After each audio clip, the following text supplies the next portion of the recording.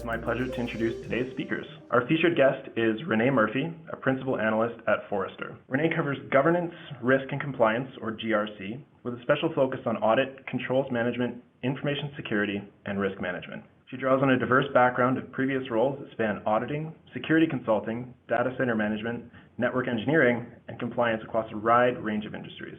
Renee, thanks so much for being here today. Thanks. And joining her on today's webinar is Josh Mayfield, Director of Solutions at Absolute. Josh works closely with Absolute customers to deeply understand their challenges in order to help them leverage technology for stronger cybersecurity, continuous compliance, and reduced risk on the attack surface. He has a strong background in software and network security with leadership roles at the likes of Okta and Firemon. And with that, I'd like to pass the reins over to Josh. Hey, thanks a lot, Kevin. I really appreciate that. And folks, today the main thrust of it all isn't to spew out a lot of words and to lectureize you. Not a word, but it should be. Instead, you're actually getting to eavesdrop on a conversation between Renee and I. We are kindred spirits, and we have a lot of passion around this topic of frameworks and what can be done about them. Of course, in this particular case, we're going to be talking about the National Institute of Standards and Technology, the NIST Cybersecurity Framework, which was put into action under the previous presidential administration, President Obama, with the Cybersecurity Act in 2015, and has now really ratcheted up in adoption along with the current administration's promotion of it and so forth. And a lot of organizations, it began as this idea of a framework and a method that could allow them to interact with the federal government and agencies, but increasingly it's become this blueprint to be able to accelerate their own cyber practices with just some baseline controls and baseline methods and techniques to bring about stronger security. There are 5 pillars, and so that's the goal of our talk today, is to go through what those 5 are and some of the techniques that you can use in practice as Renee and I toss around a few ideas between one another.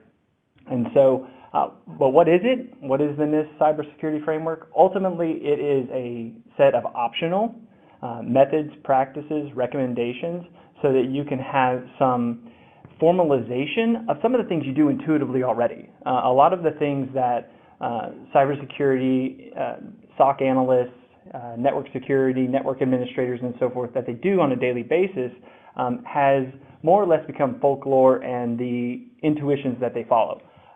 The great thing about NIST is it formalizes a lot of these things and gives some pointed direction rather than rules of thumb, if that makes sense.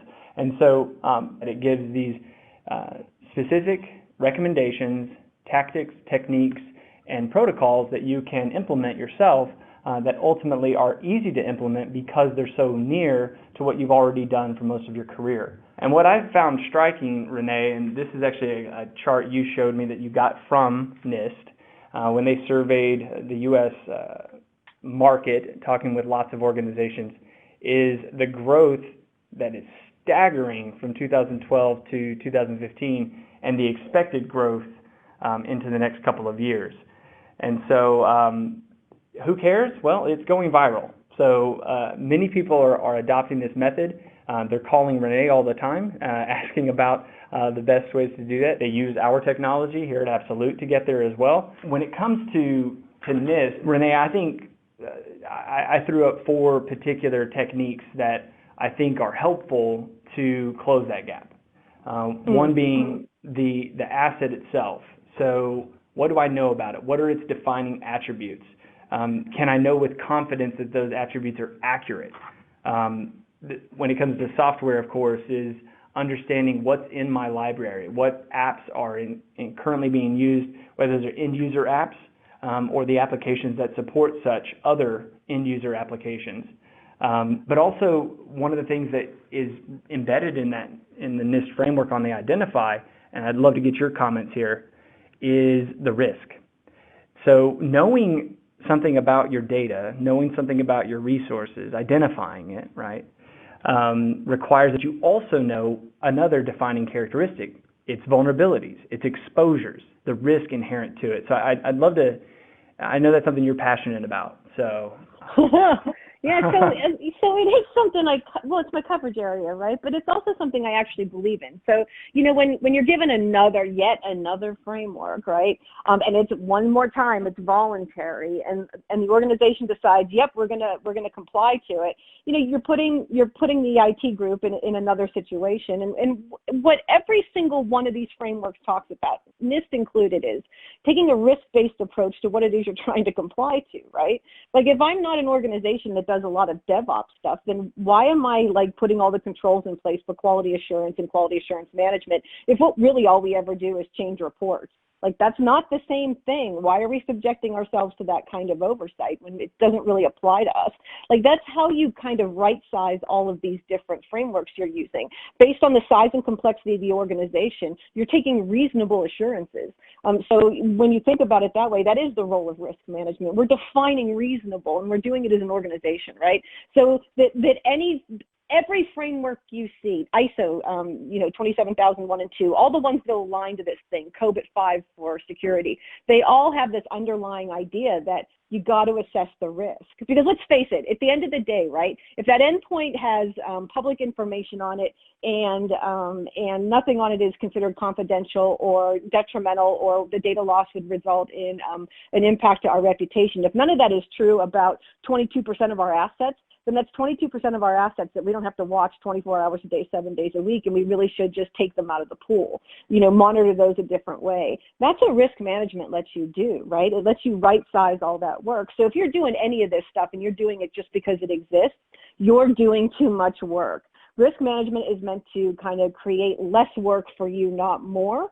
And when you do that in conjunction with understanding from a classification perspective where that data is, you can see how you can drive down the amount of work you're going to actually have to do in IT. And those assets that really do deserve your scrutiny will actually get them. And in response to that, you'll be a safer organization overall. Risk management plays a huge role in this whole thing. Yeah, I couldn't agree more. And I think one of the things, this goes back to that whole idea of interacting digitally rather than with material. And it comes, for instance, if you take any other types of assets that we have, physical assets, a desk in your office, or you look at the refrigerator that's in the kitchen, all of these various delivery trucks, all of these things have this material aspect to them. And so we can look at them and say, okay, I know what that thing is purposed for. The delivery truck is meant to take my goods to my customers. My desk is ultimately there for Renee's workspace. And so it has this intent behind it.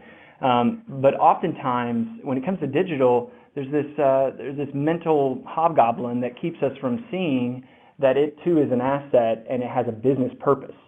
And so I completely agree with you. And factoring that into that risk profiling and understanding what those risks are inherently related to the business purpose. What's the intent of any given asset? And so I think when you wed all these things together, the asset intelligence, your software understanding, what are your risks aligned with and related to what your business goal or intent is, you then start to get a clearer picture on identifying where you are and having a thorough understanding of your resources so that you can do everything else in the NIST framework, which is protecting all of those things.